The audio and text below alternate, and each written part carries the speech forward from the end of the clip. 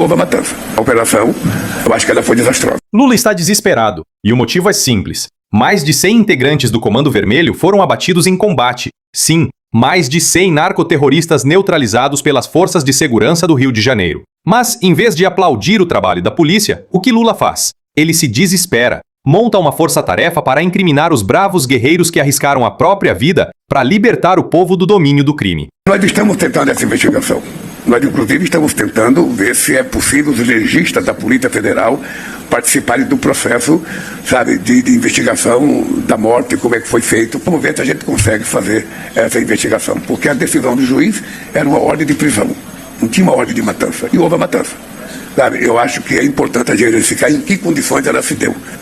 O dado concreto é que a operação, do ponto de vista da quantidade de mortes, as pessoas podem considerar um sucesso, mas do ponto de vista da ação do Estado, eu acho que ela foi desastrosa. É isso mesmo que você ouviu. O governo federal está mais preocupado em proteger bandidos do que proteger o cidadão. Antes de continuar, já aproveita e deixa o seu like, se inscreve no canal Vista Pátria e compartilha esse vídeo. Porque a verdade que a grande mídia tenta esconder, a gente mostra aqui. Lula está tão desesperado com o sucesso das operações que ele começou a agir pessoalmente para tentar sabotar a polícia. Enquanto o Rio de Janeiro vive uma guerra real contra o narcotráfico, Lula quer travar as ações, quer impedir o avanço das forças de segurança. Por quê? Porque o resultado das operações desmonta toda a narrativa da esquerda. Mostra que, quando há vontade política e apoio ao policial na ponta, o crime recua. E o medo, finalmente troca de lado. Mas isso é tudo que o sistema não quer. Um povo sem medo, um Estado com autoridade e uma polícia com moral elevada.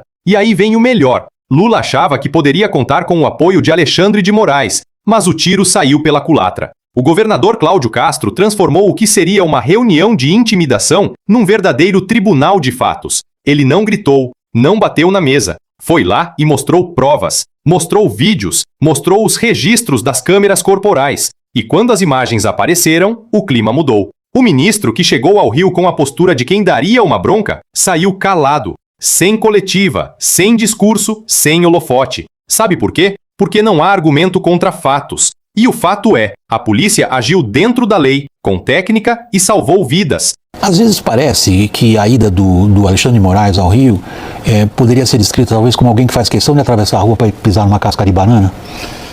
Certamente, William, mas quando ele chegou lá, ele já tinha em mãos também os dados que mostram que a maioria da população, não só do Rio de Janeiro como do país, apoia a operação. Quando ele tomou a decisão de ir e fez os questionamentos ao governo do Rio de Janeiro, ele não tinha esse dado. Então a operação é na terça-feira, acho que na quarta-feira a relatoria cai com ele, ainda não havia uma percepção. Aquele momento inicial, estamos falando de menos de uma semana atrás, ele era um momento de... Nós, inclusive, analistas tentando entender, né, os repórteres, a imprensa, os formadores de opinião, tentando entender o que ia acontecer. E ele também. E pelo passado, pelo histórico de operações parecidas, que não são a mesma coisa, mas que dão a entender que é a mesma coisa, chacina, Candelária, né, essas questões que... Alemão, né? Ali no Alemão.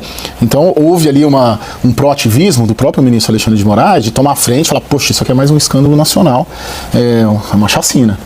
E depois viu-se que nem era a mesma situação de confrontos anteriores, da polícia com moradores inclusive, era uma guerra, né, num morro, entre polícia e bandido. E também com apoio majoritário da população.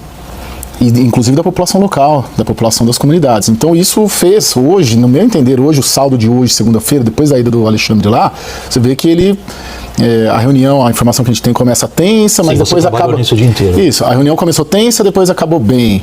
O Alexandre de Moraes sai da reunião e vai almoçar com o Cláudio Castro. Porque também, uma coisa é o Alexandre de Moraes e contra o bolsonarismo que divide o país, ou na pior das hipóteses é um 60-40. Outra coisa é ele contra uma ação que tem apoio de 70%, 75% da população. Aí fica mais difícil para ele e expõe, não só ele, como o Supremo Tribunal Federal também. E o que a gente vê nas redes?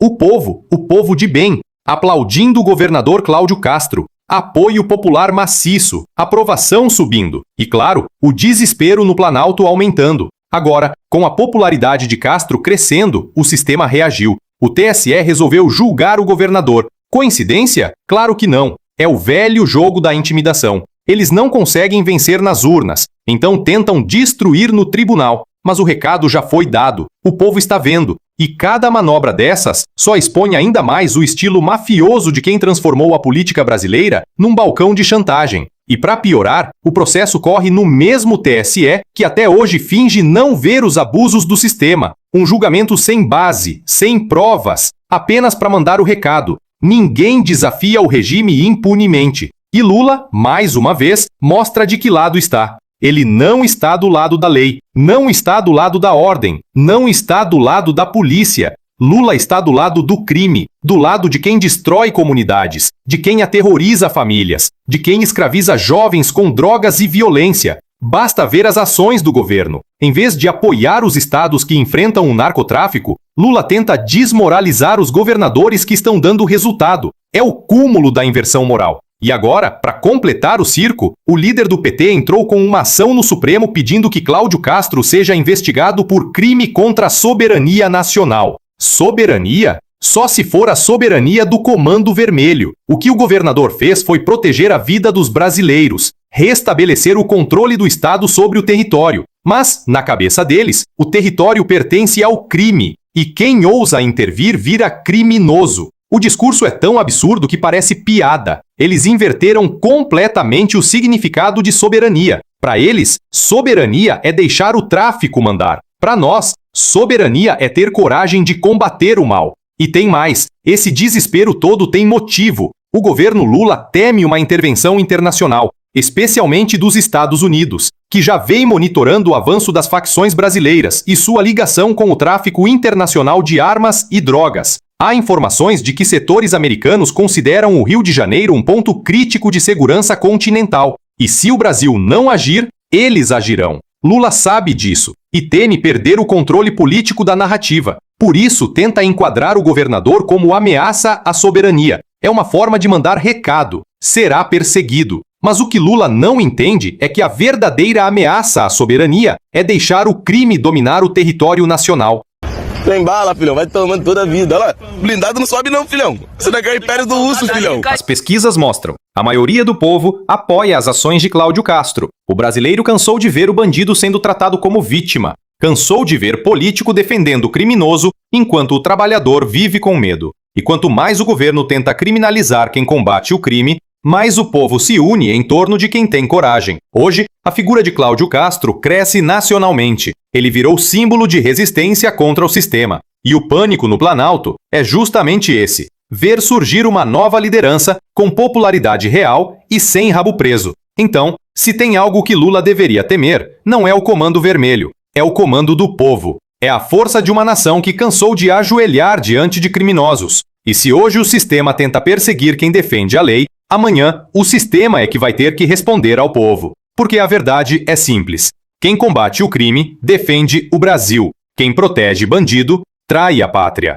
E nesse ponto, Lula já escolheu o lado errado da história. Se você também está do lado dos que lutam por um Brasil livre do crime, curta, compartilhe e deixe seu comentário aqui embaixo. Apavorado, indignado. Seria inacreditável se não estivesse vindo da esquerda. Eduardo Peninha Bueno, aquele mesmo que há pouco tempo foi cancelado por fazer piada com a morte de Charlie Kirk, um ativista conservador americano. Mataram o Charlie Kirk. Ai, coitado, tomou um tiro, não sei se na cara. Exceto quando é o Charlie Kirk. Mataram o Charlie Kirk. Ai, coitado, tomou um tiro, não sei se na cara. O Charlie Kirk tem 2 filhas pequenas. Que bom para as filhas dele, né? Que bom. Agora reaparece, com voz embargada, dizendo estar paralisado, mortificado com a morte de criminosos na mega operação do Rio de Janeiro. Apavorado, indignado, mortificado, quase paralisado com essa tragédia que ocorreu no Rio de Janeiro. Pois eu também. Porque é muito, horrivelmente doloroso, né? Mas o problema é que o Peninha vai além de não chorar pelos policiais. Ele comemora quando morre alguém da direita. Ele zombou da morte de um ativista, riu da tragédia alheia e depois quis posar de sensível e humanista quando os mortos eram traficantes armados de fuzil. É o retrato perfeito da hipocrisia ideológica. Uma compaixão seletiva que só aparece quando convém a narrativa. Para o bandido, lágrimas e discurso. Para o cidadão de bem, desprezo. E para o conservador morto, piada. Tomou um tiro, não sei se na cara. O Charlie Kirk tem 2 filhas pequenas. Que bom para as filhas dele, né? Que bom. Enquanto ele finge empatia com criminosos, o povo do Rio de Janeiro já manda recado. Pesquisas da Atlas Intel mostram que 55,2% da população da cidade aprovam a operação policial que atingiu 121 mortos. E uma sondagem da Datafolha registrou que 57% dos cariocas veem a operação como um sucesso. Pois eu também. Porque é muito, horrivelmente doloroso, né? O Peninha não está mortificado, está desmascarado. Desmascarado pela arrogância de quem acha bonito tripudiar sobre a dor dos outros e pela covardia de quem tem mais empatia com o crime do que com a lei. O que incomoda é ver que a lei, finalmente, está virando a página do caos. E isso dói naqueles que preferem celebrar o descontrole. Se você pudesse dar um recado para o Eduardo Bueno, qual seria? Deixe aqui nos comentários. Aproveite também para deixar seu like e compartilhar o vídeo para mais pessoas. Se for novo aqui no Vista Pátria, se inscreva. Mas se tem pessoas que não agregam em nada como o Peninha, nós temos outras tentando fazer algo. Quero compartilhar com vocês a iniciativa da Vaquinha para as famílias. Não pule esse vídeo. Ele fala de heroísmo e superação. Vamos honrar quem deu a vida por todos nós e mostrar que estamos ao lado dos nossos policiais e não dos traficantes. No dia 28 de outubro, o Rio de Janeiro perdeu 4 heróis. 2 policiais militares do BOPE, Cleiton Serafim Gonçalves e Heber Carvalho da Fonseca. E 2 policiais civis, Marcos Vinícius Cardoso Carvalho e Rodrigo Veloso Cabral. Eles perderam suas vidas na maior operação policial da história do Rio, cumprindo o dever de proteger a população, lutando por liberdade para aqueles que vivem sob o domínio de marginais altamente violentos, sanguinários e armados com fuzis. Essa campanha foi criada para apoiar as famílias desses policiais, que agora enfrentam não só a dor da perda, mas também dificuldades para seguirem suas vidas, sem os seus pilares, sem os seus provedores. Toda a arrecadação vai ser integralmente destinada às famílias desses policiais, com total transparência. Os comprovantes de repasse vão ser publicados nas minhas redes sociais. Use a chave Pix 5788938@vaquinha.com.br ou acesse direto o site vaquinha.com.br e clique na campanha Heróis do Rio, apoio às famílias dos policiais tombados. Não importa o valor, o importante é o seu gesto prático, em solidariedade a quem precisa muito de nós agora. Quem está garantindo a legitimidade do repasse é o senador Flávio Bolsonaro. Nós aqui do canal já fizemos a nossa doação e vamos deixar essa chave aí no primeiro comentário. Confira se é a mesma que o Flávio Bolsonaro está falando. E cuidado com golpes. Vamos ajudar, pois esses heróis merecem. E hoje, esses guerreiros receberam a visita do bravo governador do Rio de Janeiro. Cláudio Castro saiu da igreja de manhã e foi visitar nossos combatentes que estão se recuperando.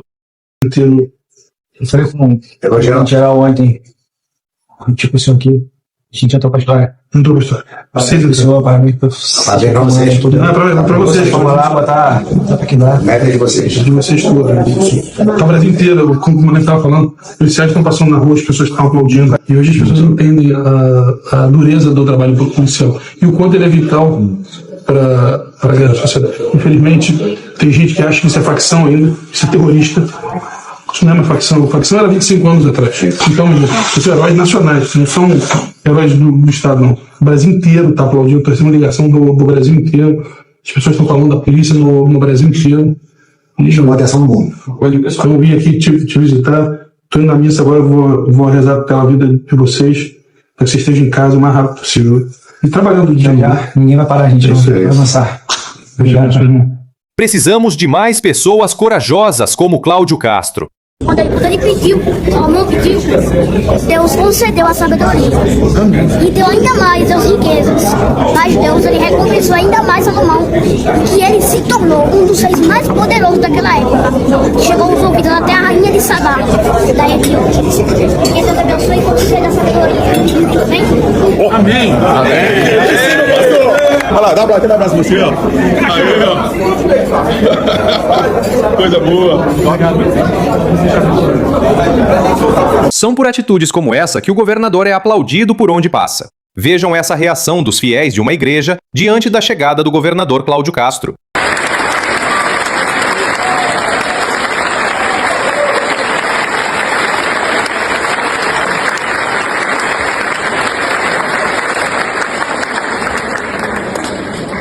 Impressionante a popularidade desse homem. Acho que a turma que fez de tudo para tentar tirar Bolsonaro do jogo e colocar um candidato do sistema como Tarcísio terá dias de dor de cabeça com a popularidade desse homem. Não é à toa que Alexandre de Moraes está chegando ao Rio de Janeiro amanhã. Eles farão de tudo. Alexandre de Moraes fará de tudo para atrapalhar o trabalho do governador. Mas isso, de certa forma, é bom, pois o cidadão comum terá a oportunidade de entender que o impeachment de Moraes não fará bem só para a liberdade do país, mas também fará muito bem para o combate ao crime. Essa é uma grande oportunidade da direita trazer para o movimento anti-Alexandre de Moraes as pessoas pouco politizadas, mas que sofrem no dia a dia com o crime organizado. Se o STF continuar atrapalhando, as manifestações poderão ser maiores, e desta vez por uma pauta que agregue muito mais pessoas. Talvez essa seja o caminho para derrubar o regime. Eles consolidaram o regime, com o discurso de defesa da democracia relativa deles. Talvez o regime possa ser derrubado sob o movimento de combate ao crime. Fica aí a ideia. Para encerrarmos, ficamos com essa homenagem de Dia de Finados publicada pelo Batalhão de Operações de Polícia Especiais,